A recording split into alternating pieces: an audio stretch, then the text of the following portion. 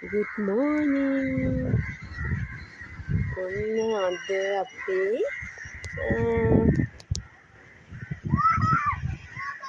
උදේම ඉර බබාලත් එක්ක හිටියේ.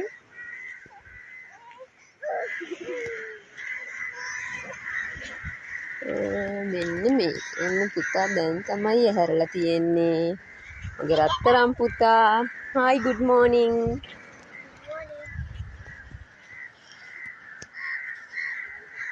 ඔන්න මගේ යශෝදරා එනවා. good morning Yashodhara. මගේ රෝසමල ලොකු දුව. good morning lucky. good morning lucky.